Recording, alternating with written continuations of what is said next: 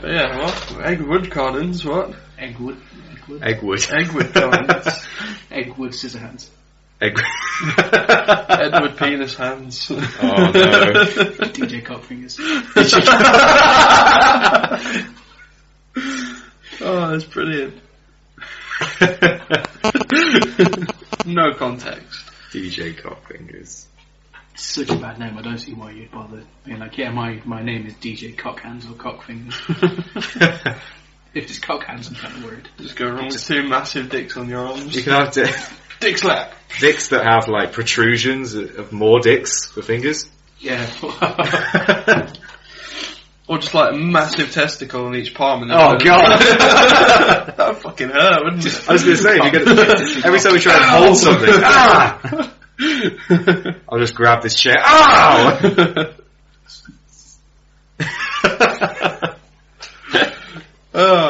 This is the best introduction we've ever had. No, it's the worst by far. So it's my... It's Jack's It's influence. the Jack effect. The Jack effect. And on that note, we'll introduce our guest, I guess. No, we won't. I guess. Yeah. You guess. You guess.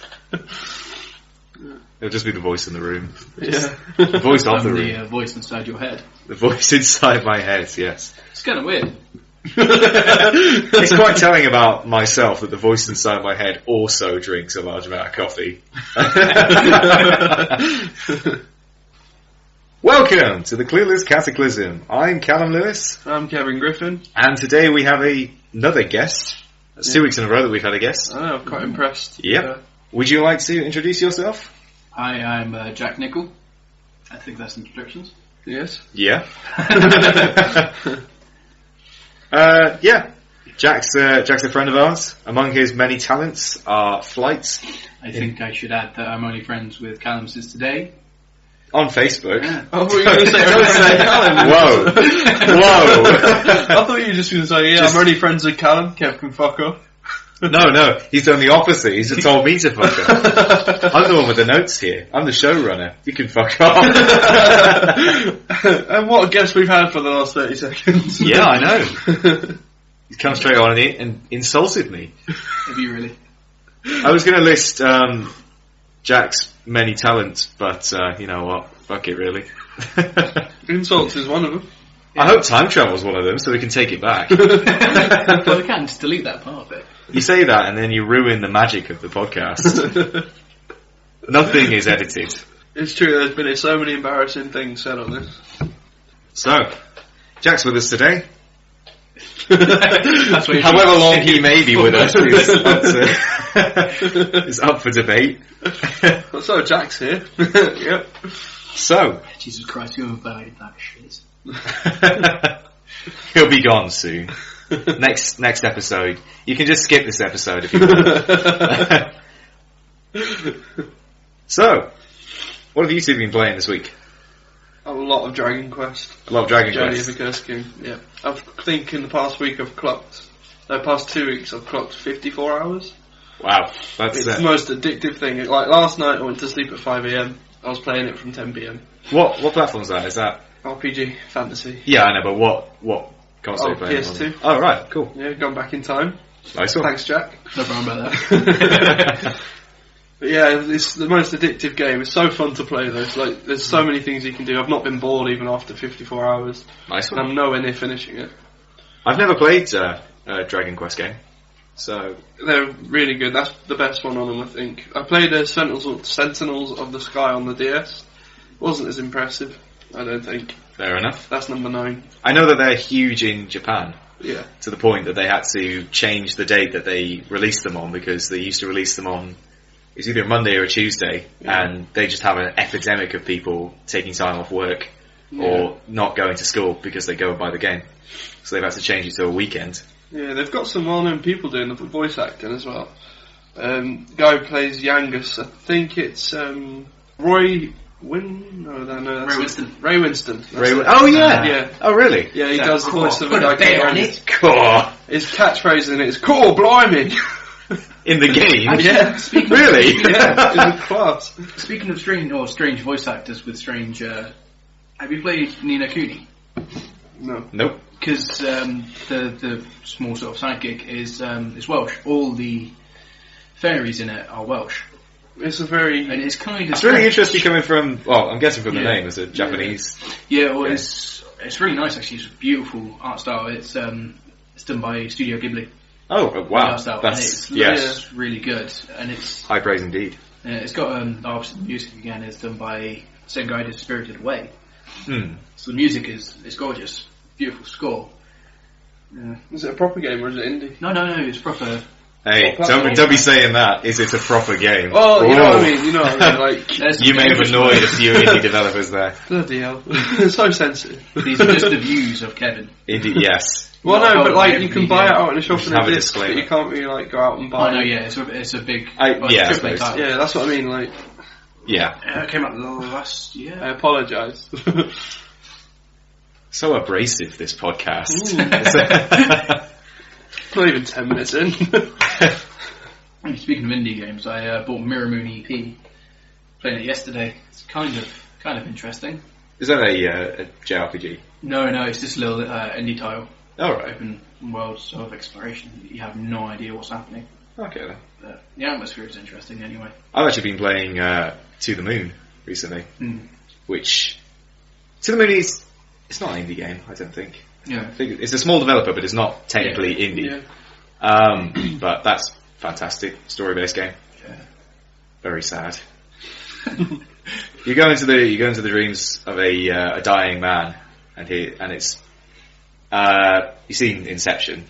It's essentially like you construct a dream, a fantasy for a person to live out before they die, and this dying man's dream is to go to the moon. So you play as two scientists who have to fulfill his dream, and it's at the end he just dies. I haven't played it to the end. I've only really just started it. So it's quite depressing. Well, I mean, and then you can't really be like, no, he's not going to die anymore.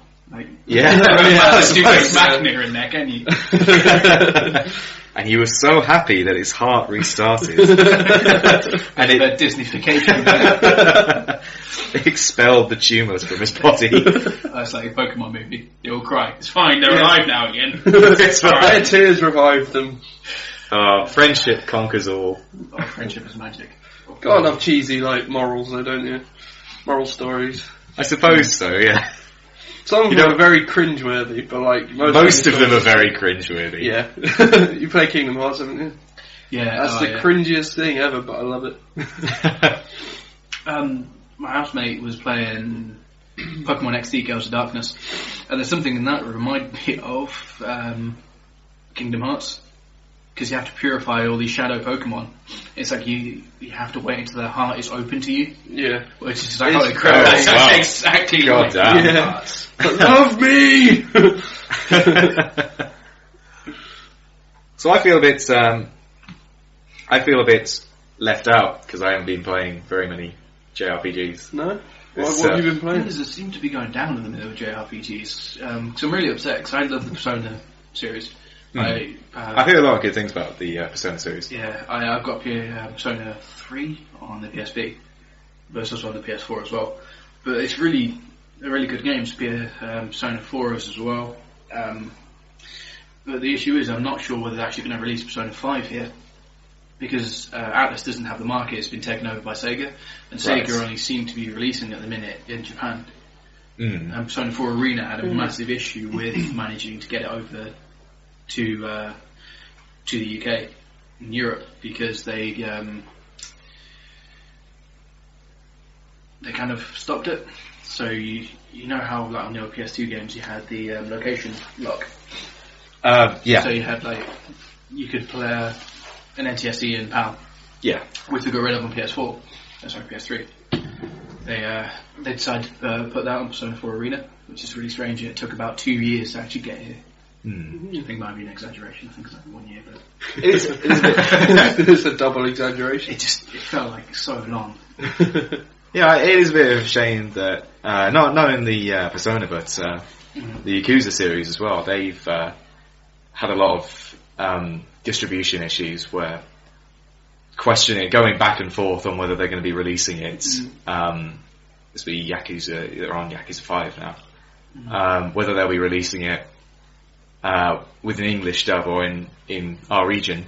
Yeah. But the fourth one as well, they had a lot of back and forth on whether they would or would not release it, and eventually they did. I think a year or so after. That's what I mean. I think it's just an issue of having minority audiences. Yeah, and JRPGs in general haven't really been doing so well in recent years. No, but the biggest ones to probably come out was all the Skyrim and Elder Scrolls. That's not JRPG, isn't it? That's JRPG? Western JRPG released in Japan, or maybe Japanese. Oh right, okay. So Square Enix, those sort of companies. Yeah. So obviously Square Enix has still got quite a big. Yeah, they go for it. Sorry, Square Enix. Square Enix. Well, they got Kingdom Hearts 3 coming out. That's been. It's been coming out for so long. They've actually got the trailers and stuff for it. All right, cool. So they're at that stage. I know. They've got the trailers for Final Fantasy 15. Yes. It's been around for fucking years. I mean, they've only just released Lightning Returns, which is Final Fantasy 13-3. Which is yeah, so many tangents. They had Versus 13, and then they had 13-3. Did you play Versus? To be honest, I barely played 13 itself because the battle system just really annoyed me too much to carry on playing it. So I haven't really kept up with the Final Fantasy series. I liked it up to a point. Final Fantasy 13. Yeah. Well, if you didn't like the battles from 13, and this is a public service announcement, 13.2 is even worse. If you're thinking about getting it, don't. Stay away. It is shit. I was really hoping that they go. I want them to go back towards the turn-based route, the classic. Things that never have been. I mean, you think about Final Fantasy 6, and it's kind of been a natural progression because you always had. Yeah, I mean, I could time-based sort of.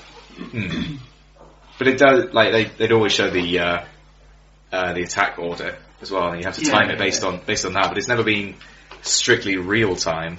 No, I know. Apart from 10.2, was it that did that? No, I think it was 12 that started it. But with the paradigm stuff as well, wasn't it? Yeah, 12 was probably the last one I properly played, and I didn't even finish that because that it's all in the battle system for me. I just didn't. I just couldn't agree with it. 10 is still my favourite. I still have to say 6. Still love that game. 6 is my second favourite. Yeah. I'm not a big fan of 7 though. I'm not sure whether that's just me being a picky bastard. You're being and everybody loving it. deliberately confrontational there. Yeah. I think 10, 6 and then 7 for me. Yeah. Do you have anything to put in, Kevin? Not really. I never really played Final Fantasy apart from 13. And they're releasing a lot of the older games now in the actual proper number, so you can get 1 through till 6. What, on the disc? Well, they've got. Or is it like they're releasing like the first few ones you can get on handheld. Yeah. I don't know whether they got those on mobile, but I can get Final Fantasy 3 on mine. Oh, brilliant! And you can also get emulators, I suppose. Yeah, but I had Pokemon on mobile, but then I deleted it because you got too immersed in it. And Final Fantasy 7 has just come out on Steam as a re-release. It could be interesting to see what happens with the mods on that though as well. Is it good for mods then? Yeah, from what I've seen, it's got Steam Workshop access as well. Oh wow, that should be really good. So I mean, if they do update the graphics, because that's one of my biggest gripes with it. I appreciate it from the time, but it looks bad. 7's like one of the very earliest forays into 3D, so it does look like even like 6. It's sort of the peak of 2D RPGs. So that looks good. 7 looks awful. Yeah. So it could be interesting to see what happens because they've already, I think they put 8 or 9 engine to 7 on one of the workshops. Oh right, okay. Which again, it could be interesting to see what happens because it's not just a massive polygons. Like Tomb Raider on the PS1. Oh Jesus Christ, yeah. Pyramid tits. Way to not make the gamer base look like sexist. That's my nickname for Kev, Pyramid Tits. It's purely on my looks. That's why he's on. Yeah. It is Valentine's Day today. It won't be when this releases because I dated it. Jack's just here to spoil the magic. But yeah, Final Fantasy is. I like how the arguments go back and forth between Final Fantasy fans. It's usually quite civil. Yeah, because it's very subjective. It's usually just based on the story and then I suppose the battle system. Yeah. I mean, I didn't mind 13. Everything I've seen about it isn't too bad. I mean, Space Pope, something that's already been done in Final Fantasy. Space Pope, yeah, that sounds awesome. Well, it's already been done, though, in Final Fantasy itself. Yeah. So that kind of felt like old ground. And then 10 had delved very deeply into the whole religious aspect of it. Of course it did, yeah. I just remember which one 10 is now. Yeah. Less Space Pope. 9, not so much. Because I haven't, and I know a lot of people obviously think it's fantastic. Yeah, that's a lot of what I hear as well. 8 never really gets much love. It's usually like you got a few diehard fans of it, but usually 8's seen as quite a low point. Again, because of the battle system in that seems. One of the guys I live with absolutely loves it. He thinks it's fantastic. That's what I'm saying. The people who like 8 really like 8. I'm guessing it's one extreme on the next where it's like Marmite. You either love it or you hate it. I suppose so, yeah. There's no people who go, 8's average. Yeah. I personally didn't really like it. I thought the story was interesting, but I didn't like the battle system in it. Okay. And if you're going to be spending dozens upon dozens of hours playing with a battle system you don't like... Yes. Have either of you played Lost Odyssey? No. Did we talk about Lost Odyssey on the last? Yeah, we talked about it on the last podcast. But that's back to traditional turn-based strategy. I love the turn-based games though. I never really managed to get. I enjoyed the old sort of RTS, some of the older ones, but I don't know. I never really got. Well, it's like the whole strategic aspect of it. Like, say you have a party of 4, one healer, one who enhances abilities and stuff, or stats like speed or defense or something. Then you have attack, the strongest one, and a spell one or something like that. Yeah, I really like that sort of concept. Cause then you can just sort of change what you do each turn, sort of thing. Nice one. So that was 20 minutes of JRPGs. Yeah. So I haven't been playing JRPGs. I've been playing Mountain Blade. It's been a while since I... What's Mountain Blade? Mount and Blade. Oh, I was going to say Mountain Blade. Mountain Blade. Awesome. Take sword in the stone in a mountain. Yeah. I'll go very quick for this because we'll get on to news in a second. But Mountain Blade, it's essentially just a medieval simulator where you start off with you could play as like a nomad or a merchant or prince or whatever, and you have to. There's no real story to it. You just have to gather fame or gather wealth, take over the land, and you get embroiled in politics, or if you don't, it's very freeform. It's just medieval simulator. Sort of yeah, essentially, yeah. I play as a mercenary who's getting his ass kicked a lot because I pissed off all the rulers except for one. Is it online free to play or? No, it's on Steam. Oh, okay. But it'll run on anything. It runs really well on my laptop. But yeah, definitely play it. The combat in that is really good as well, and it does proper large scale battles. Oh, it's nice. third person combat, very precise, but the battles in it does full sieges and everything, and that's got a lot mods for it as well. Yeah. So definitely check it out. I'd be happy to talk about it at length at another point, but for the moment, speaking about simulations, I just want to do this quickly. Have you seen Goat Simulator? Yeah, it's in the news. Oh, we'll get to it. Sorry. Don't jump down my throat, Jack.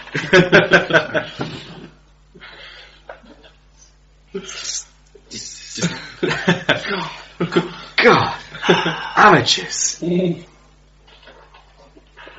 So, news. Yep. Let's talk about news. So yeah. So no. Let's dig around the news a bit. I was going to talk about Flappy Bird first, but let's talk about Goat Simulator, because someone brought it to the forefront. God damn it. Goat Simulator! It looks amazing. It looks brilliant. I can't believe, yeah. You play as a goat, you can jump off buildings, you can chase people with axes. You can do a front flip. You can climb ladders. Yeah. And you're not even doing that, it's just straight up. Oh yeah. Brilliant. Well, you wouldn't want him to go up properly, because it's... Fall. Well, no, but that's what you want to do. And it's paying homage to Ladder Goat. Yeah. A lot of those games seem to be getting quite popular. I mean, you look at least the first few levels of Octodad, and it's completely pointless fun. It's like QWOP, really, that sort of thing. Yeah. I mean, I'm not so sure how to feel about, like, the genre as a whole, because it seems like people have, like, described it as, like, let's play bait.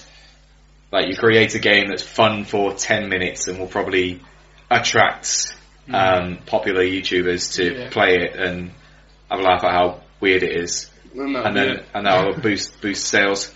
If it's not just a gimmick, it can work really well. Like Surgeon Simulator started off as a gimmick, and now it's a fully fledged game, and I like that. But if it can hold your attention for more than 10 minutes, I like it. I can see Goat Simulator getting quite boring. You do I got more points again, then it'll just be like, okay, I did it again. And also stuff like Farming Simulator became weirdly popular. Yeah. But Train Simulator, all those German simulators. Yeah, really weird. But stuff like Farming Simulator especially, like, that's quite, it's silly, because you go, oh, why would I play a Farming Simulator? But it's also quite in-depth for what it is. Yeah. So, it's not just a jokey thing.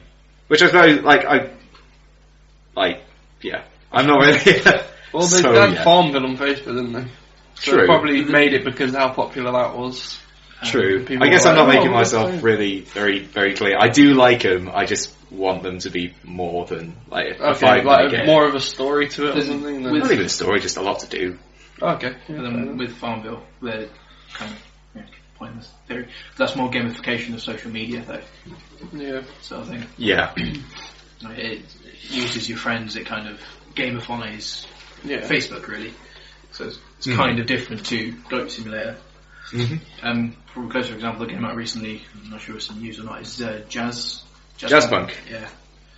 Yeah, that's quite a similar sort of thing. It's a load of pointless mini games. Yeah, it's a load of mini games, and there's a lot of references and puns that it builds entire mini games around puns. I can see that being Marmite. What's that? I can see that being Marmite as well. Yeah. I can gather it's not deconstructed. Sorry, I just paused. Well, like the hell on earth that is the weather outside. It's just like so They can't see that. They can't. I thought it was getting cut out because you shouted pause. I didn't shout pause. You did. You went pause. I swear you did. No. He just turned around and pointed out the window. No, we're just... Oh, fuck it. No. But I just mean with it, like, the references are obviously so obvious as well. They're not really minute sort of deconstructed references. Yeah, there's nothing really subtle about Jazzpunk. But at the same time, with humour, a lot of it's fart humour, penis jokes, that kind of stuff. So I can see that being very split. Polarising, yeah. I mean, I can't really say anything against, like, obvious, like, common denominator humour. I love the Saints Row series. Yeah, that's true. So, and I suppose the writing does get a lot better in that. They have moved on from, like, dick and fart jokes. But giant dildos and baseball bats. Giant dildos, those are still there. But now you have superpowers, so they send people flying. But yeah, that's one of my favourite series, the Saints Row series. So, this rain is insane. It is. Yeah, I know. The rain in Spain is insane. Is it, Jack? It's sandy. It's sandy. Yeah, because obviously it evaporates from, like, Africa. It flies over from Morocco and that sort of area. So when the rain comes down, it's really sandy, so your car gets, like, really dirty as your windows. And it's horrible to get off. Fair enough. So, information. Fun fact of the day. There we go. Your daily weather reports. In Spain. In Spain. Yeah, so that's looking good. Goat Simulator. Never thought I'd see that. Surgeon Simulator is also getting a new update. It's More getting levels? more levels. They got loads of levels now. Yeah. It's getting one to add eyeball transplants, which could be a bit squeamish. Just they grab your hand and like grip the eyeball, rip it out, and just put in a new one or something. Pretty much. Yeah. Okay. I love Surgeon Simulator. I haven't actually played it. It's really frustrating. Say you have to take an eye out, you can just break a rib cage. Yeah, I've seen. It's not specific surgery. It's Yeah, not like just get nothing out, minute. get out, heart.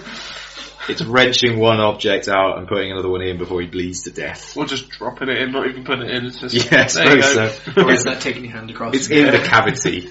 So yeah, so these kind of games are getting more popular. Looking forward to Goat Simulator. Yeah. Do you reckon it'll be free to play? No. It's pre-order. It's pre-order. I think it's about £10. So pricing these things is weird as well, because a lot of time you will only play it for a few minutes. Yeah, I was going then- to say maybe you should free to play for like the first 5 days or something, or maybe day, But then those and then results. start charging. That's my issue with Gone Home. I love it. It was my game of the year last year, definitely. But the price of it for about 2 hours is a bit It's steep. quite steep. I'd say it's worth it. It's probably one of the best written games I've ever played. Oh, without yeah. doubt. But the only issue is pricing. And that's the issue with a lot of the indie games. Mm. But at the same time, you don't feel so bad with some of the smaller indie games because they're small studios. Yeah, so you're supporting them a lot Yeah. more than... And it's not 40, 50 quid that you pay for a AAA title. But like 10, 12 hours worth of entertainment. Yeah, there's definitely like a charity aspect to that. Yeah. But yeah, pricing these games, it does seem a bit hit and miss at the moment. Yeah, fair enough. Yeah. The urge to say so, yeah, was like incredibly strong. There's a whole episode called So Yeah. Yeah, I say it far too much to end every single topic. So yeah. Right, so... God damn it! Flappy Bird! Oh, yes. Flappy Bird is gone. Thank God. Nagurian had a small Phil Fish moment. Yeah. Well, it was less of a Phil Fish moment where Phil Fish was achieving his dream, and Nagurian didn't want to become as popular as he did. Mm-hmm. You were saying about him living in Yeah, he lives in Vietnam, and he's said that so Flappy Bird's the app game that I hadn't heard of this until about 3 weeks ago, and suddenly became a huge craze, and now it's died. So Flappy Bird has been taken off the App Store, and the reason given by the developer, he said that he doesn't like the fame it's given him. Yeah. He prefers to live a simple life. Made a simple game. simple game, simple life, and he also says that he doesn't like how addictive it's become for people. Yeah. And underlying context is living in Vietnam, not so safe for people who suddenly come into a large sum of money. Yeah. So He's going to hightail it out there, I guess. I don't know if he's going to hightail it out of there. It's like, but it might just be the case that he's rich enough without being noticeable. Yeah. So fair enough. But on the point of Nagurian, there's a guy called Ian Bogost wrote a really good article about people getting annoyed at the game because Nagurian's actually got, I think, another 2 mobile games. Really sort of simple stuff. yeah, they're becoming more popular as well. Yeah. But you're saying about how hard it is, and people shouldn't be getting annoyed about how hard it is because it's just the way it is. Yeah. It's not like, as I was saying earlier, on Mega Man, where it's designed to be hard for the sadomasochistic gamers out there. Yeah, or Dark Souls as a modern example. It's just, this is the way it is. Yeah. I mean, like, people... no intent there. I don't think anyone should be annoyed with him, personally, because he just created this game. He probably did it just for fun as well. Yeah, I mean, he's got two others, and they're pretty much the same sort of ideas. Yeah, people are saying, how is this possible? How, like, people getting angry that there's nothing more to it than just flapping a bird, but it wasn't really designed that way. It's called Flappy Bird. Yeah, it's literally, it's not even meant to be difficult, really. It's just, it is what it is. Yeah. I'm glad that I don't have to hear about it so much now. But the game itself, I have no problem against it. No.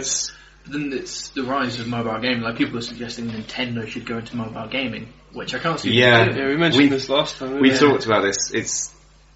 It's a weird turn of events. Yeah. That the Wii U has failed so badly, and suddenly it's financially it has failed badly. But it doesn't make a difference. I'm not saying about the quality of Wii U. But it doesn't make any difference to Nintendo. The amount of money they made from the Wii, they can take a few years of financial failure. And they have said on multiple occasions that they have enough funds to keep them afloat for another generation or two. If this one failed, they said that before the Wii U launched. So if this one failed, just they had enough in the water sort of thing. You look at the income during the N64 and GameCube era, and it's quite low. Yeah, and then obviously quite an innovation with the Wii. And it just went massive. They won the console wars. They have enough money to keep them going. To make they can absorb the loss. I think it's interesting because people are obviously pronouncing it, including Atari, saying that the Wii U is irrelevant, which I think is quite entertaining coming from Atari. Yeah. And also from Activision as well. Also said that the Wii Nintendo is irrelevant. Activision have said Nintendo is irrelevant. EA haven't said they're irrelevant, but they said they won't develop any games for the Wii U in the foreseeable future. Oh, okay. Yeah. The thing is, Nintendo are they innovate with their products. Yeah. With the Wii, with the Wii Sports and everything. Come closer to the microphone, Jack. Sorry. He's leaning away as if we're going to hit him or something. I wouldn't be surprised if you did after what I said earlier. Well. Come closer. Bam! But anyway, to go back to the previous point, the freemium model you're saying about, obviously, mobile gaming and how much they make and how much money people sink into it. Yeah. It's crazy. People get addicted just with like add-ons and stuff like that. Yeah, it's just like, oh well. Why so much? Farmville. Yeah, that sort of stuff on your phone. It's like, oh, I just set somebody else to farm something. Or just speed up a development type thing. Farmville seemed like the first big one. Not necessarily on phones, but on Facebook, and then it transferred over to phones. Yeah, then they got all these like Mafia Wars and stuff like that. Yeah. But obviously the freemium models gain a lot of traction now. Too. Yeah. And now we have possibly the worst case of the freemium model. Dungeon Keeper Mobile is being released. Controversial to say the least. Which one's Dungeon Keeper? Dungeon Keeper is the series that Bullfrog, which became Lionhead Studios, created late 90s, early 2000s, roundabouts. And it was a strategy game where you're the villain and you play and you create a dungeon and you must. It is essentially like kind of tower defense. Okay. But also sort of management of all your demons and goblins and things, and you create casinos and things for them as well. And it's like The Sims / tower defense, but evil. It's almost like Overworld, isn't it? Yeah. Sorry, Overlord. Yeah. Like the old Overlord games. Overlord's more direct presence that you have, but so they're very good games. GOG.com has good old games. In response to the controversy that I will get to, has released the first game for free, for the next 2 days. So if you want to check that out, is it on the phone? Yeah. No, it's on PC. You just have to create an account. Yeah, so just go on goodoldgames.com and you'll be able to download the first game for it. So this new one, Dungeon Keeper Mobile, which is released after over a decade-long hiatus, not by Bullfrog. They have no. I think the license went to EA. I don't know who's actually created this one. Is it? This Bullfrog, which became Lionhead, is that Lord Peter Molyneux? Yes. Yeah, Sir Lord Peter Molyneux. Oh, him. No, he didn't have anything to do with this one. He's actually incredibly against this one. Is he? I'm building up this hype, and I haven't actually explained why this is a bad game. So, Dungeon Keeper Mobile is a freemium or free-to-play game where it's taken it to absurd levels of pay to win or pay to play, where you can like getting through the game. If you don't pay any money to do things like speed up the construction of your dungeon, like a main feature of the classic games is tunneling through rock to make larger rooms. And in this one, to tunnel through a single square of rock or cube of rock will take you between 4 and 24 hours to do one rock. So it's going to take you more than a week to create a room? Yeah, to create a smallish room, it will take you over a week, unless you pay to speed it up. And this happens right from the get-go, right from the tutorial, and it's disgusting. Yeah. Like you have a helper in this one who's a demon who he was in the original games, but he didn't help you, and he's a guide in this one.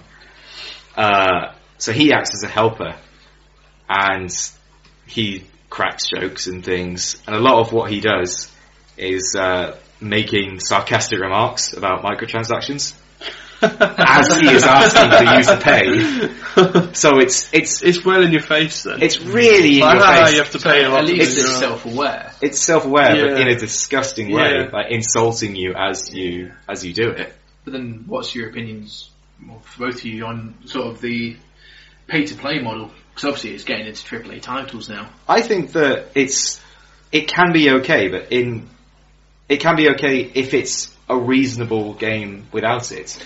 Yeah. If you don't pay, and it's still fun, then I see no problem with it. But in cases like this, where if you don't pay, you're barely playing the game at all. Yeah. You're going into the game, tapping on one block, and then you leave it for a day. Yeah, you should and be that's able to all do, you do. You should just be able to do like a basic storyline or something in a game, and then pay to have fun extras. But then that's what I mean. That's about it. I'm saying it's in AAA titles now. You know, with like Microsoft have always been charging on live. That's for like maybe an armor pack or horse armor.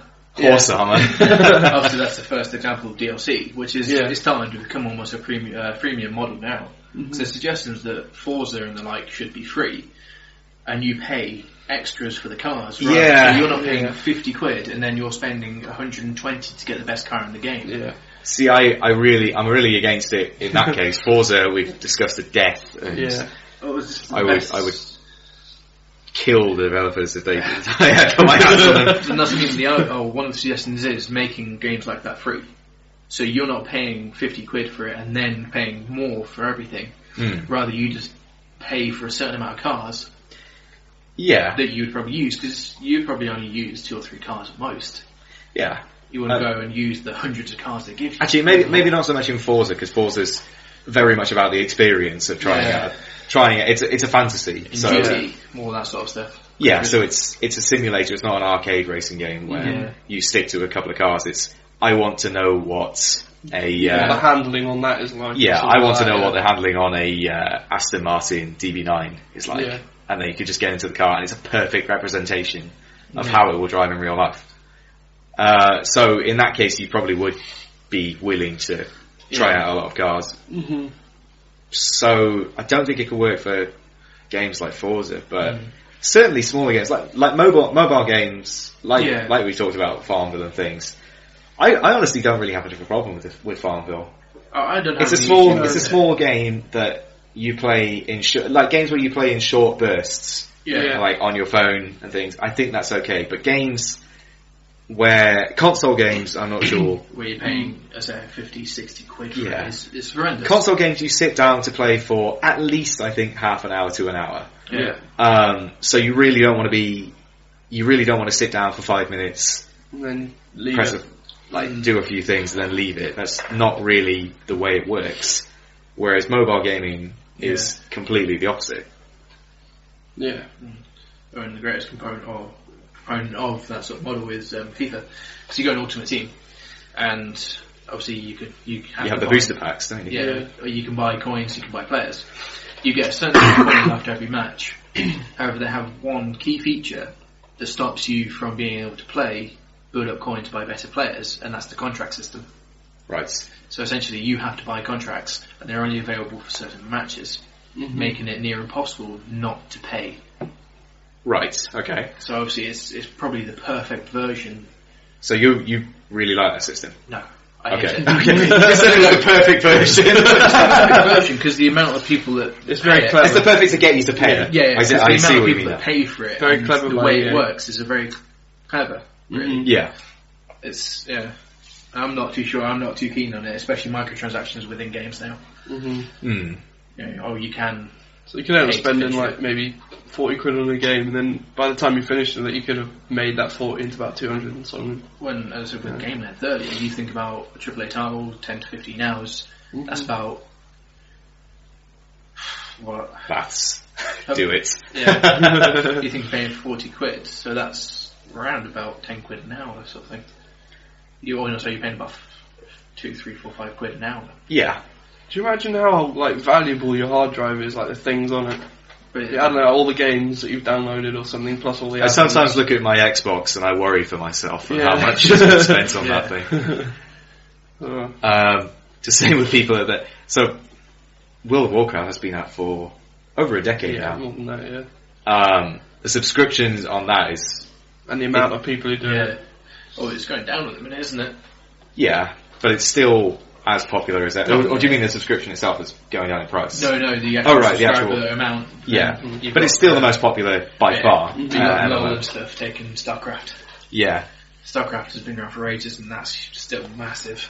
Yeah, but you're not paying a subscription for StarCraft. Oh, no, of course not. So, World of Warcraft is like MMOs, most MMOs. Not Mamorpagas. Most Mamorpagas can do it well with it if it's a subscription based, because they do have a hell of a lot of content. World of Warcraft has an insane amount of content. So much you can do on it. Even little nitty things, little tiny quests you can do. Yeah. The servers must cost for Blizzard though to keep it going. Yeah, absolutely. Especially when it was growing. Yeah, and to put more money into it. Yeah, well, server costs used to be a lot higher than they are now. So really, so some people use servers as heating, don't they?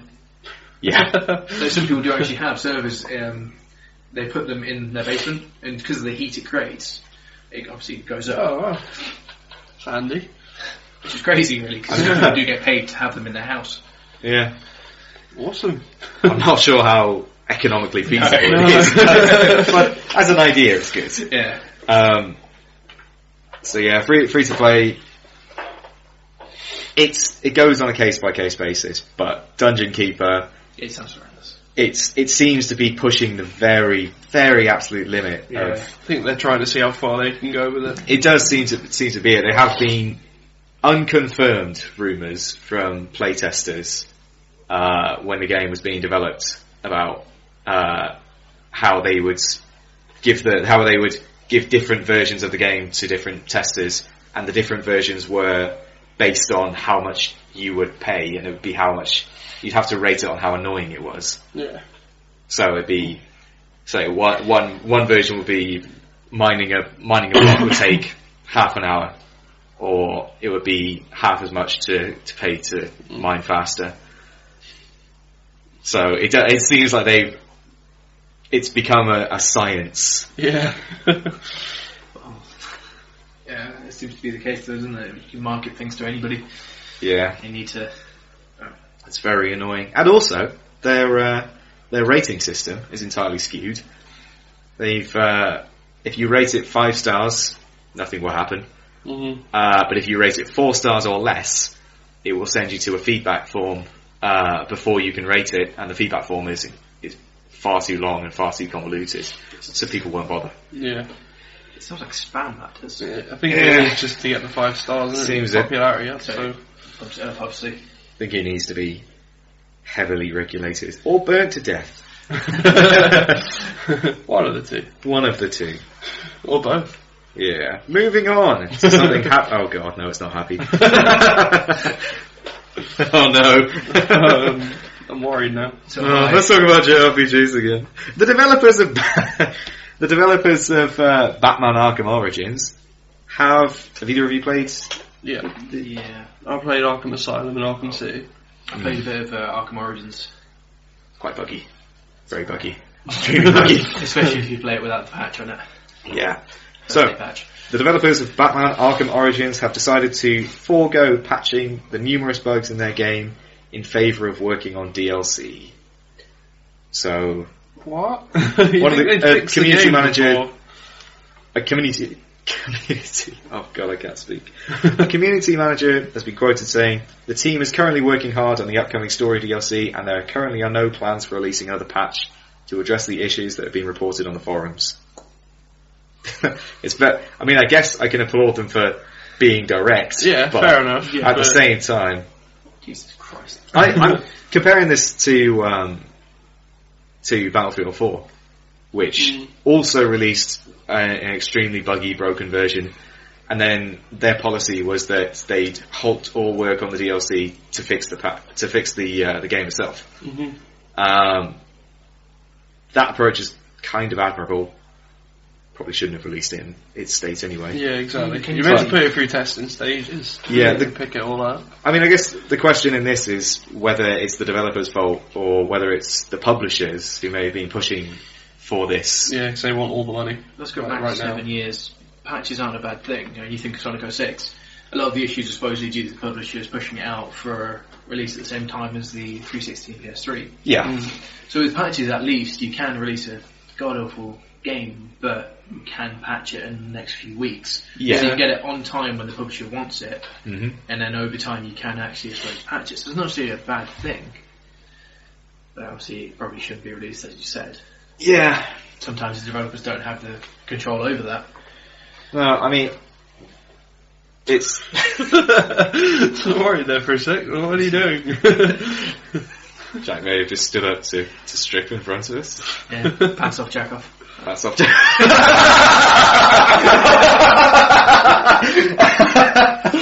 Wow. Oh my god.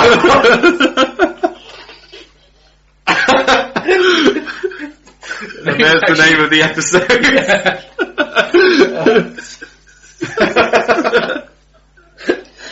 The nickname was actually Pants Off Jack.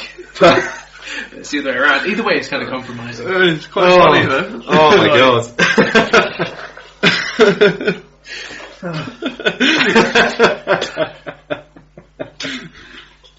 I'm assuming that you were standing up to show us your Batman belt. No, I was actually standing up to reorganise my pants because I'm a bit of a wedge at the moment. Okay. So Batman. So back to Batman. Oh Batman. I completely lost my train of thought here. Buggy patches. Buggy patches, non-buggy patches. Why would you release a buggy patch? Have you seen the DLC they're working on though? No, I haven't. Actually, it's the backstory. So you go out of Gotham. Oh, cool. And I think that's the one anyway. So you actually see the backstory to Bruce Wayne becoming Batman with the... nice. I'm not sure whether it's going to be the League of Assassins or the League of Shadows. I'm not sure which way they're going to go with it. It could be interesting to see. Yeah. I mean, if it does get fixed, I think it's It's a good game. It's alright. Not as good as the first two, but it's different developer though, isn't it? Yeah. It's not Rocksteady, which is actually quite surprising considering the first. They must have made a shit ton of money off the first two games. Well, I think it's the case of what happened with games like BioShock going to BioShock 2, different developer, because the reasoning is that the developer who pushed out the first very successful game, very high quality, shouldn't be wasted on creating sequels. They should create new IPs. Well, with BioShock 2, with the DLC, it was a completely different developer as well. It was Full Breath Studio who did Gone Home, which, if you do have BioShock 2, don't play that, play the DLC for it, because it's brilliant as well. There's such high quality narrative as well to it. Oh, brilliant. So it's but I think Arkham Origins, from everything I've seen, I haven't actually played it. It's okay. Again, it's just this old kind of territory. They haven't tried to do anything particularly new with it. Yeah. I think it's a slight issue, really. Fair enough. And also the horrors of the PS Vita game, Blackgate. What? I didn't... It's like a 2D, sort of, or no, 2.5D game. Oh. Everything I've heard about it has been less than superb. And it's all done with a interactive comic type cutscenes. Well, I have to look that up. I haven't seen that before. But, fucking hell. Oh. So. That weather. That weather. That sideways rain. Next piece of news, Callum? It's like this episode. I keep pausing because I'm going to say so. Yeah. Yeah, no, that's why I said it. I'm going to try. Yeah. Next piece of news: Microsoft's investors. Invested in it. Whoa. You're right. Jack is one of Microsoft's investors. He has a board meeting after this. Yeah.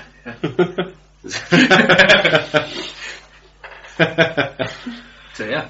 Microsoft's investors want the company to kill the Xbox brand in favour of more profitable ventures. No. You can't kill the Xbox brand. Well, there's an issue with that, really, considering they've gone the way they have. Because the reason they pulled out of, not obviously gaming, but they're not aiming at the Japanese market, which Sony and Nintendo have a stranglehold on. Yeah. They've solely focused on the American market. American and Europe as well. The issue with, Europe's tied between Sony, more sort of Sony, and... But then you think about the features on the Xbox One, is how compatible is it going to be with the cable and the whole connectivity with TV and everything that they want for it? Yeah. So how long is that actually going to be supported in Europe by Microsoft? And that's kind of my main issue. They've gone all out for the American market, really, by the seams of it. Yeah. And rather than challenging the PS4, or Nintendo, they're challenging with Apple TV, really.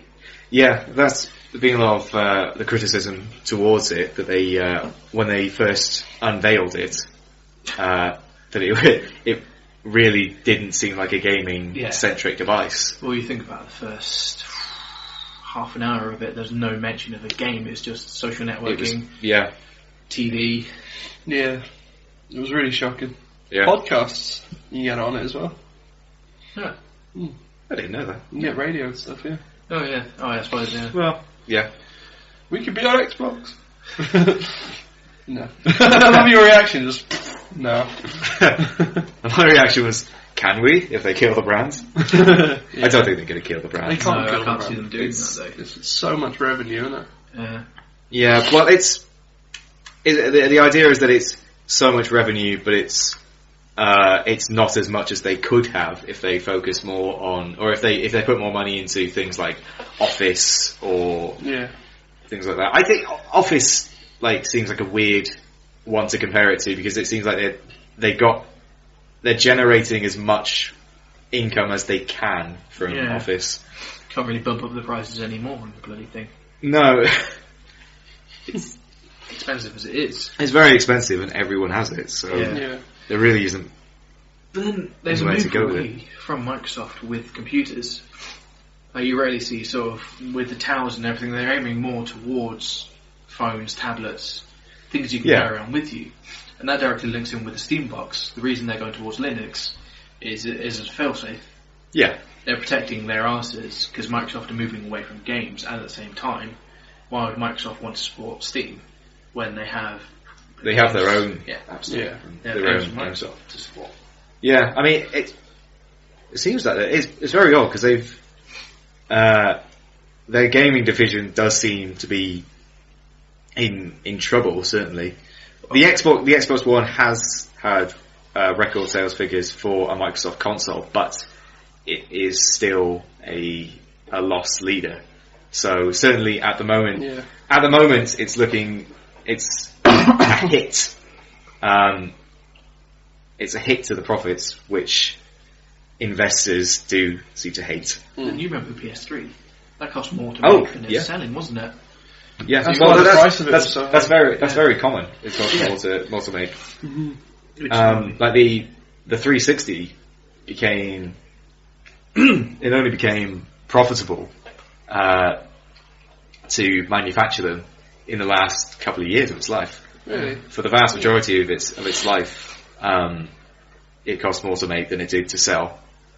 Bloody hell. But as the parts went down, then it eventually sold on a profit. Yeah. Nintendo actually seems to be the only big player that does actually profit from its consoles. That's what I mean. Because they're lower end hardware.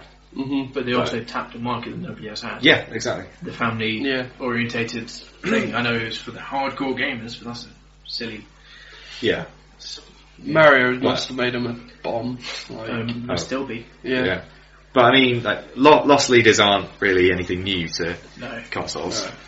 But it just seems like short-sightedness on the part of investors. They see a huge loss, and they think that that's going to continue for the entire generation. When really, things like selling gold subscriptions and profiting off their share of the game sold is what will really generate profits, rather than selling the console itself.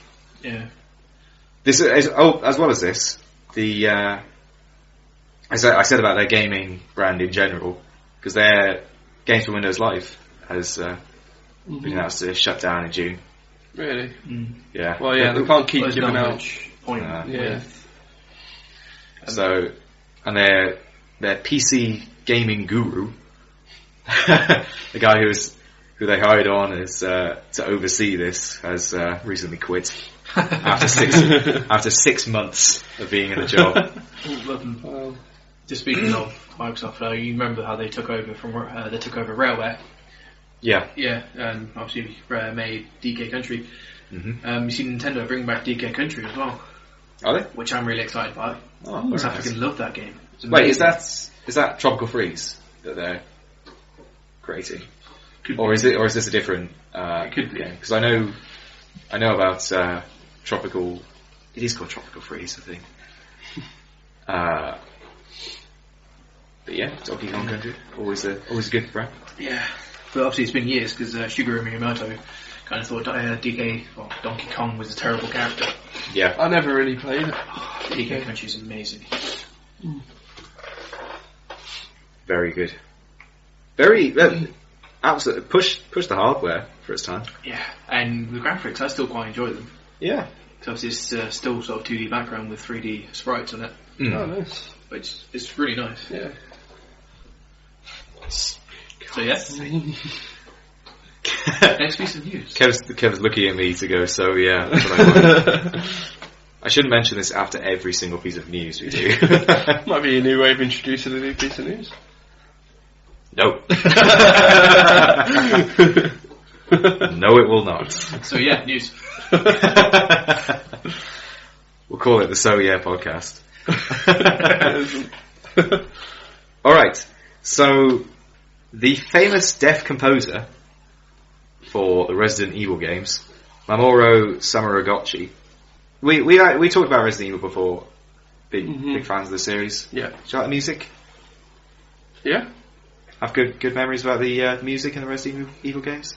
not so much, but I remember not having a problem with it. Yeah. I think it's always been quite serviceable. Quite good. I know they did the old music at the right time sort of thing. Yeah. You know something's coming up. Yeah. So they're very good on knowing the keys for building suspense. For building suspense. I mentioned this because Mamoru Samuragotchi has been exposed as a fraud. What? After 20 years. Flipping hell, what is it? It's like, you're not going to tell me he's not deaf or something? After revealing that all of his work was ghostwritten, he paid $70,000 worth to the original writer, who was a music teacher. Wow. And I think it's come to a head because Samuragotchi he's been growing in popularity recently. He's been a composer for sporting events in Japan now. Mm-hmm.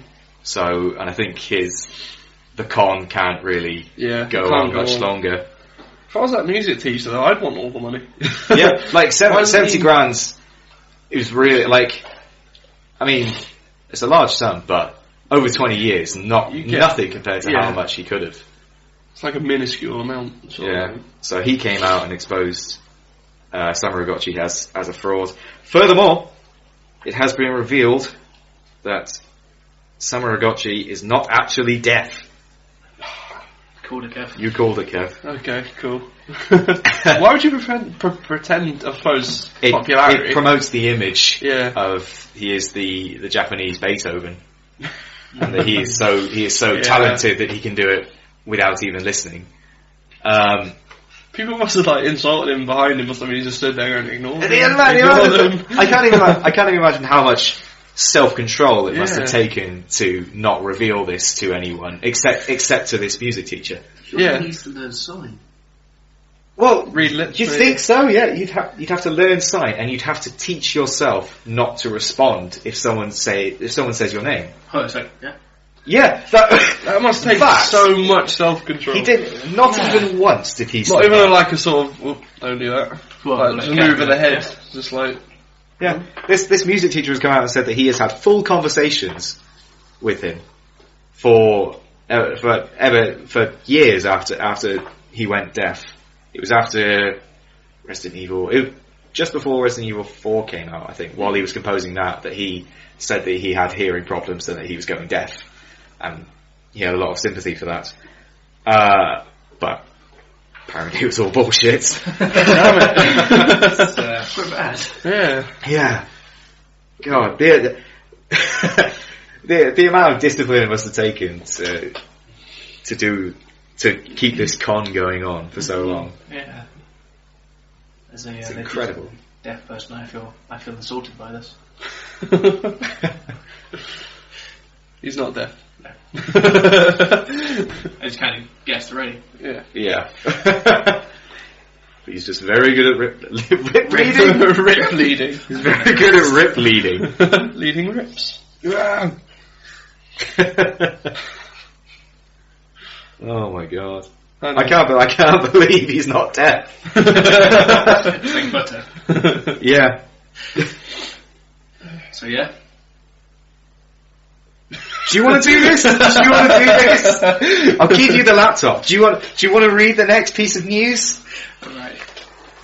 I want you to read the next piece of news because it's actually you're the expert on this topic, or rather you're the knowledgeable one, because I only actually heard about this today. In similar horror news, Apocalypse: Survive It. Oh, okay. Is a survival horror game on Kickstarter where you must survive in an undead world. The catch: you play as a blind person. So you go by sound. That's it. Goes by sound. There's no graphical representation in this game at all. So it's just a blank screen? Yeah. Wow. You've got to attune yourself to the sound of the zombies. It sounds terrifying. Yeah.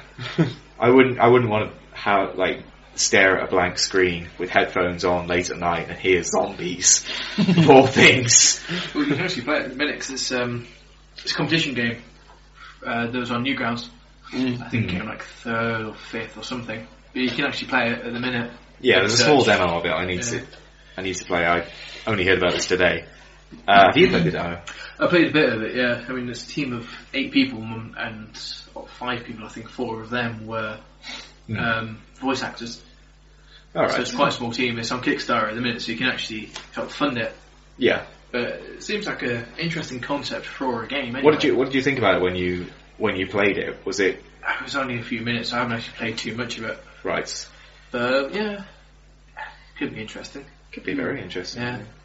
Because obviously you have to listen to it from where the voice is coming from and choose the right way.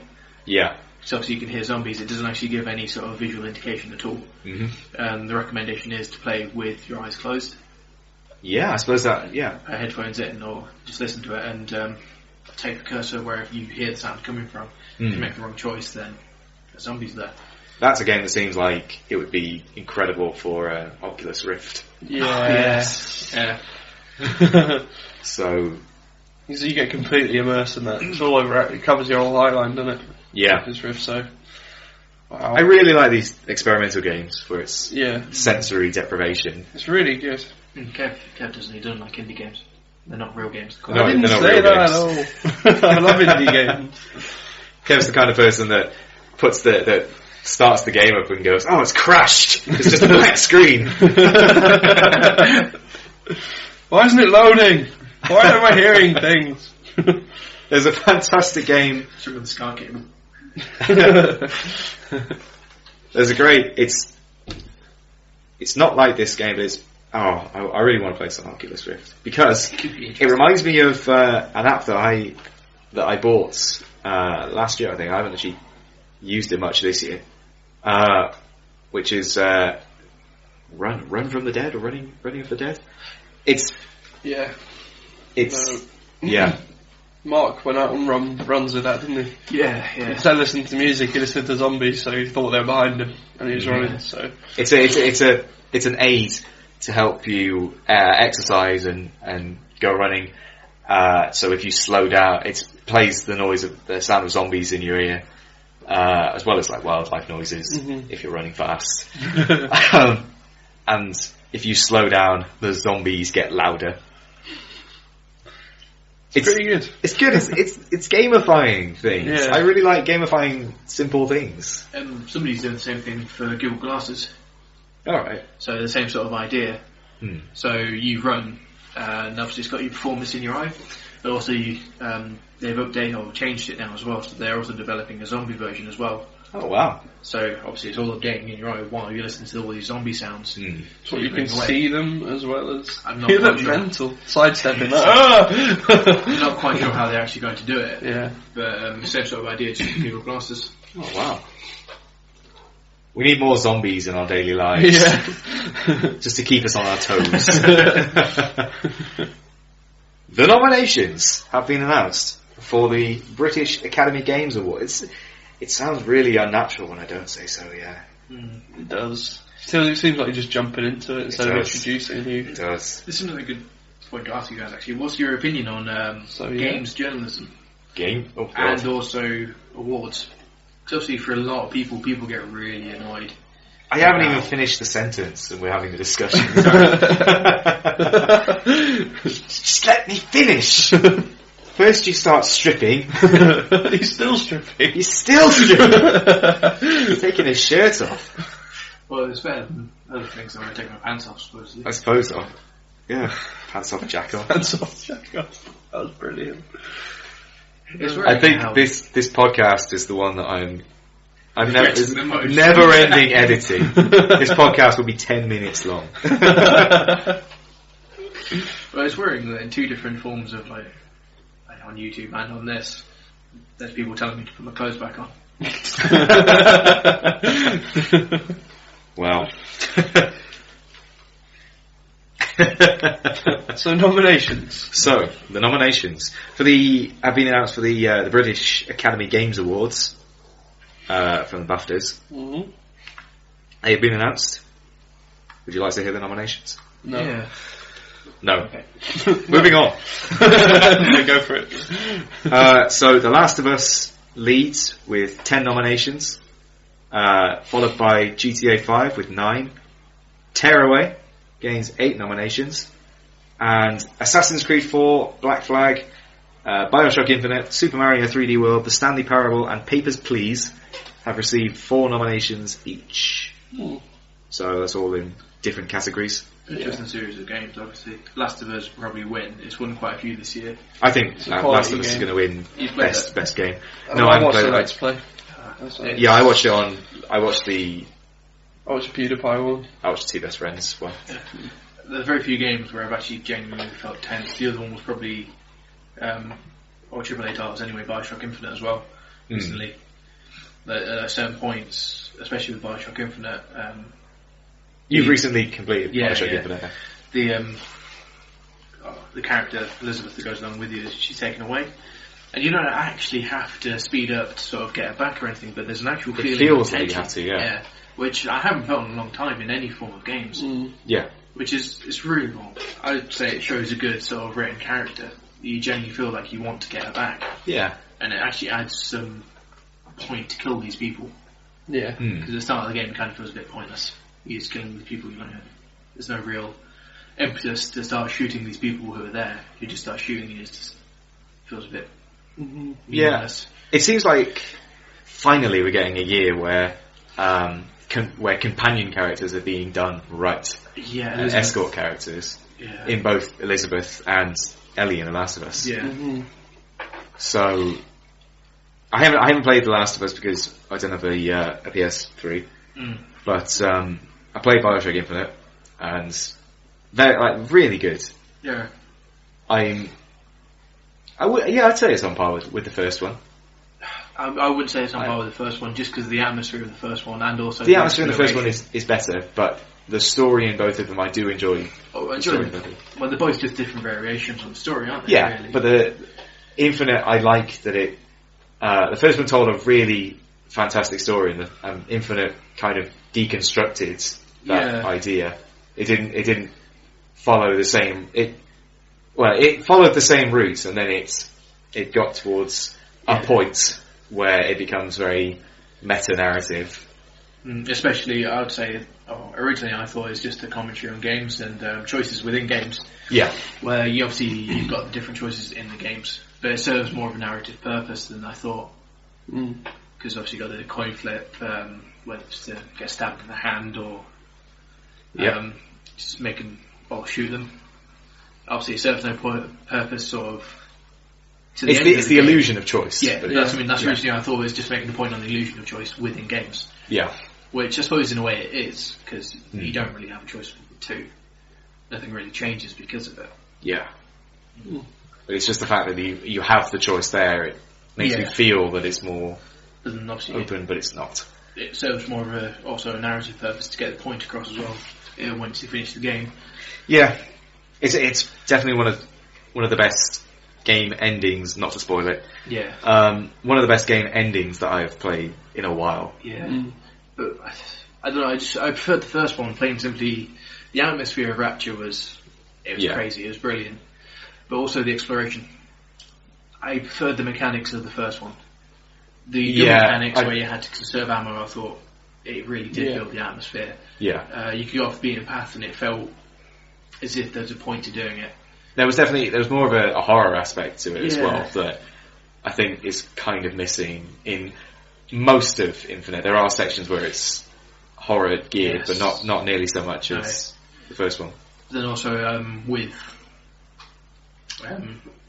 Infinite, it felt like it's just a load of shooting galleries from one to the next. That has been one of the sort of like different types of stages, sort of thing. Yeah, it feels like some of the parts in the city. It doesn't feel like a city. It feels like shooting galleries. Whereas in Rapture, it feels more like natural areas.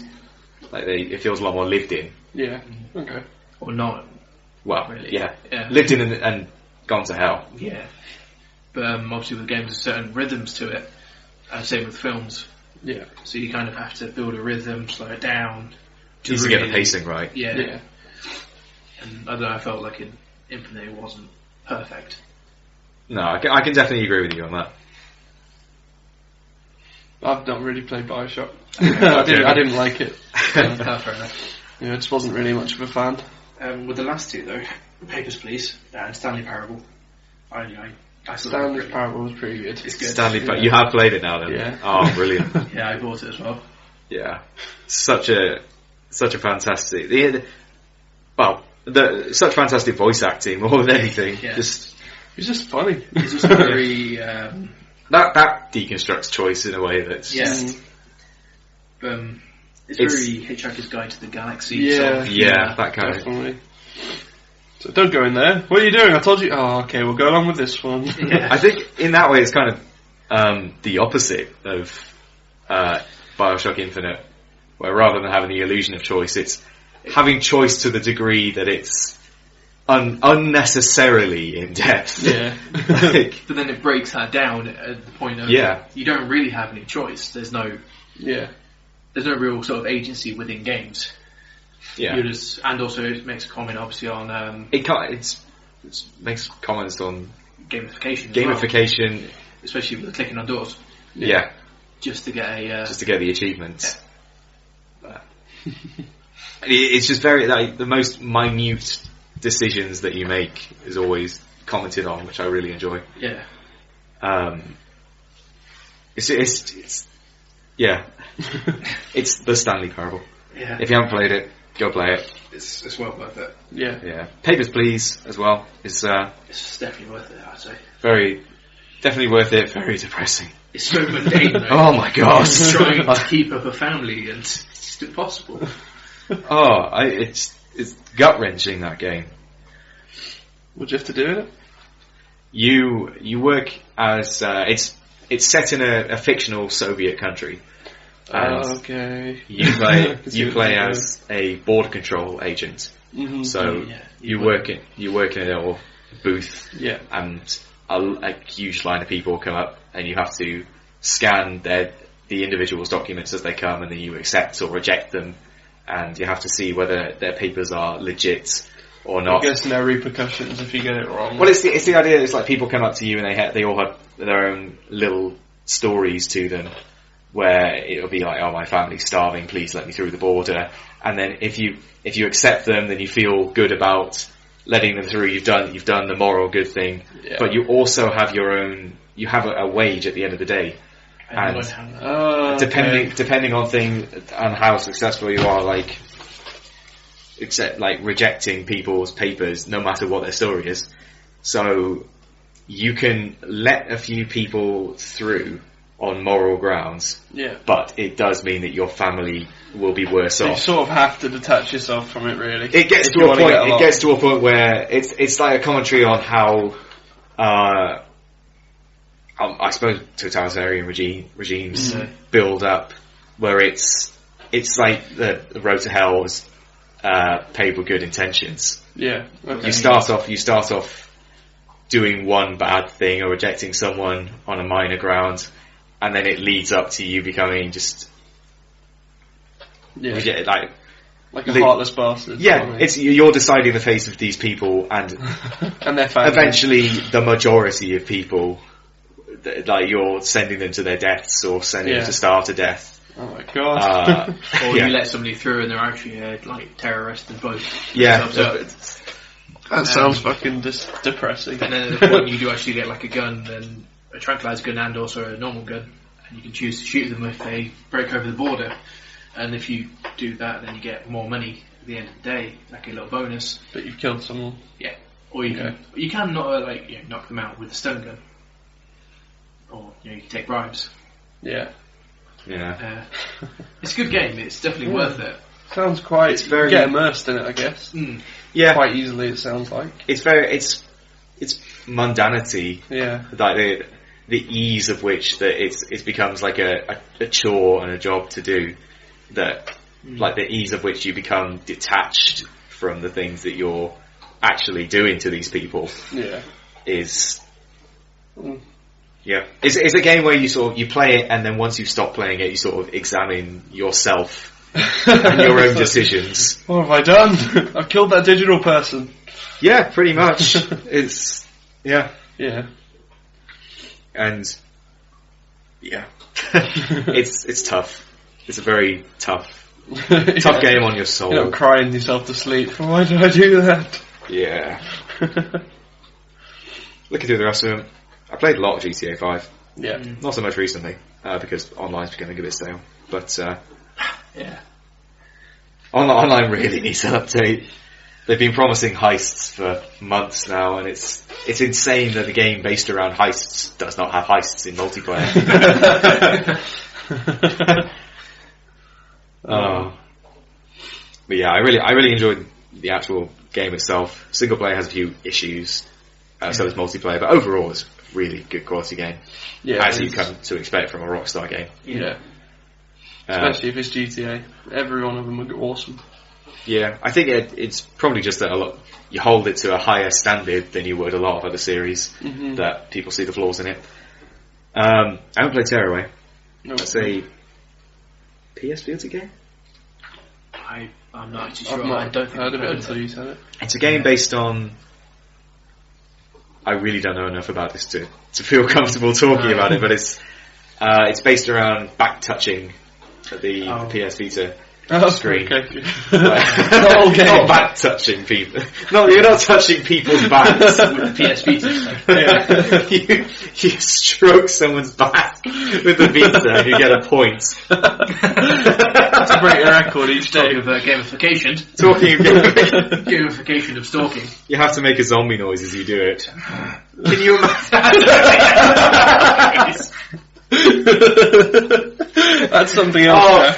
I would love to see this at like a Sony convention of hordes of people going up to each other going,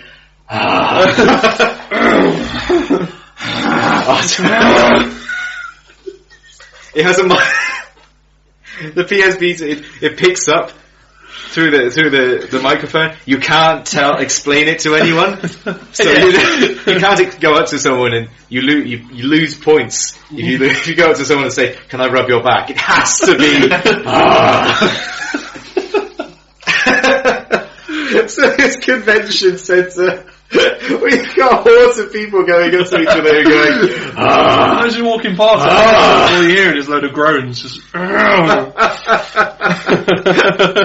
the developers are stood there going, what have we done? We're encouraging rape. What? It's not quite that bad. It's not just going up taking the trousers off. You would know. That's Tearaway too. You have to pull their trousers down and go, whoa. That would have been a beautiful segue. Let's tear away. Let's tear. Oh, it's unnatural now. Let's tear away from Tearaway. Hey. I'll research Tearaway and I'll speak to you about it next week.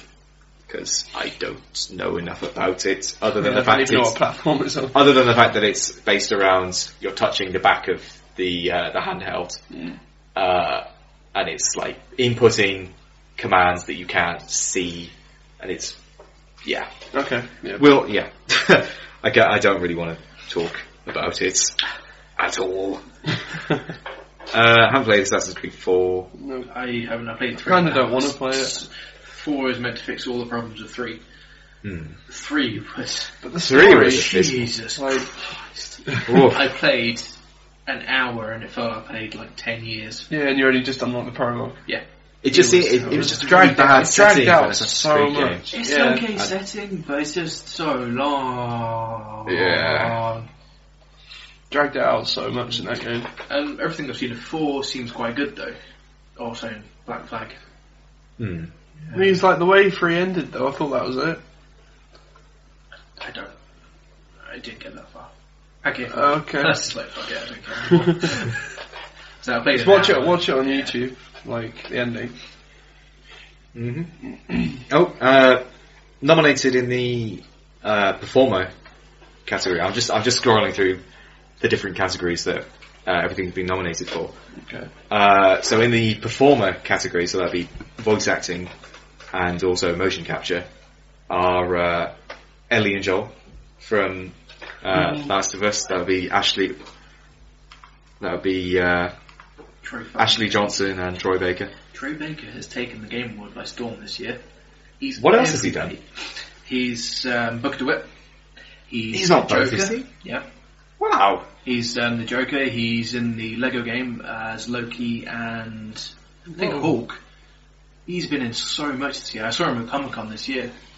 Wow. And yeah, and you give credit to him for the different voices he's managed to do. Yeah, that's incredible. Because he did a good job as Joker. It's not like they're similar voices, like they're completely different. I mean, Booker and he's also Snow, Final Fantasy 13. Wow. He's also Kenji from Persona 4. So what you're saying is he's becoming the new Northern North. Yeah. This year he seems to have been in so much. Yeah. Courtney Draper as Elizabeth in Bioshock Infinite. Ellen Page as Jodie in Beyond Two Souls. Kevin Brighting as the narrator in the Stanley Parable. He's got to have it. Yeah, I think. I think so. He's just. Mm-hmm. I mean, everyone is incredibly strong. Like voice acting has been amazing this year. Yeah. Well, last year. But overall, he's got to win it. And Stephen Ogg as Trevor Phillips in GTA 5. Okay. Yeah. Yeah. I think Troy Baker could win, plain and simply. And it could be a similar sort of scenario to with the Oscars, where somebody gets an award, not necessarily for the game or for the thing they probably deserve it for, but more of a recognition. Yeah, I suppose so. Yeah. But it will be very close. Yeah, yeah, I imagine so. Yeah. Stephen Ogg did a really good job as well. Everyone did a really good job. But Stephen Ogg did a really good job as Trevor. So it's going to be tough. Also, Forza 5, Battlefield 4 have 2 nominations each, which has kind of destroyed my faith in humanity. I kind of want Battlefield to go back to Battlefield 2 system. Battlefield 3 was amazing. That game. I wasn't a big fan of Battlefield 3. I'm a Bad Company man. Yeah, I've got Bad Company. Bad Company 2 is probably some of my favourite multiplayer experiences. Battlefield 2 still, though, that multiplayer. I mean, obviously it's just kind of based around it, but it's so good. Yeah. You could, just the kind of crap you could do. He's got the crane and then like parachute up after sniping a few people. Yeah. And go capture a little flag. Parachute onto a car or a tank and just go off. Yeah. Quality. Okay. So, Steve Downes, the voice of Master Chief, he's not been nominated for an award. Okay. But I thought it would be a good lead-in to this. Hey, he's confirmed that Halo 2 Anniversary Edition will be coming this year to time with the game's 10-year anniversary. However, no word yet on Halo 5. Either of you a big fan of Halo? Massive. I played the first 3, I haven't played the last one. Ah, okay. If you want to borrow it, I can give it you. I don't really want to. I enjoyed 3 and that's it. Okay. I say Reach and 4, they do have really good stories, but their multiplayer isn't. Yeah, it was especially for Reach was kind of a letdown, but 4 was just abysmal. Mm-hmm. I didn't like the whole class introduction. It really seemed like they were going for Call of Duty style. Yeah, Call of Duty style. Yeah. That's what I mean. It's never going to be like the community created by Halo 2 with the jumping community and everything. And Halo 3 as well. Halo 3. Yeah, I think Halo massive. 3. No, it might have been because Reach. the Forge community. Yeah. Yeah, Reach. I think the Forge community in that one was bigger. Like in terms of like the stuff you could do. But do you remember like where people would jump from different things? Like you jump from. Yeah, the jump maps are a big part of. Yeah. A lot of people made race maps and stuff like that as well. Yeah, obstacle courses and. I can't see it ever coming back. Obviously, multiplayer's changed a lot since that sort of time and time splitters. I am really looking forward to. Time splitters 2 multiplayers. Yeah. Probably the best I've played. Yeah. I'm looking forward to the release of Halo 2 Anniversary. For this reason, that it might reintroduce it. Yeah. Might reintroduce it, and it's also good for seeing how the modern multiplayer audience will react to it. Yeah. Did you get the Halo 1? Yes, the anniversary edition for that. The multiplayer on that was not a fully functioning multiplayer. It was they added a few game modes and maps to Halo Reach, but I'm guessing I'm guessing for Halo 2, this anniversary edition, they'll go for full out multiplayer. Mm-hmm. Mostly because Halo 4's multiplayer completely is their numbers have taken a dive, the number of people that have been playing it, and also because it's Halo 2 multiplayer. It was huge at the time, and lost it. I think there would be an outcry if they decided to not put much development into the multiplayer side of this anniversary edition. Yeah. Or they updated it to modern multiplayer. Oh, that'd be awful. Don't do that. Yeah. I bet they will. Happening, though. Yeah, I bet they will. Just to keep their like core. Well, they might have it as modern design, but also with classic game modes. They did classic game modes for Halo 1 anniversary. Then did they have? Because I didn't actually play Halo 1, the re-release, but obviously on the old one it was on like you sit there with a friend in the room playing the multiplayer. Yeah, there wasn't a live. Did they actually keep that up or not in the remake? Oh yeah, you could certainly play split screen on it. Oh, okay. But Halo 2, the first big multiplayer shooter on Xbox Live. Mm-hmm. So I think they will definitely have it as a separate multiplayer to Halo 4. Yeah. Which will be, I'm really looking forward to it. Mm-hmm. Just, if they keep it as it was, or mostly as it was, I think it could be a big success. But yeah, it might. Some people might just stop playing because of the new multiplayer as well. It might drag them back into it, if you know what I mean. That's what happened with me. Yeah. Halo 4, I played the multiplayer for about a month, and then I really couldn't get into it because it was so different.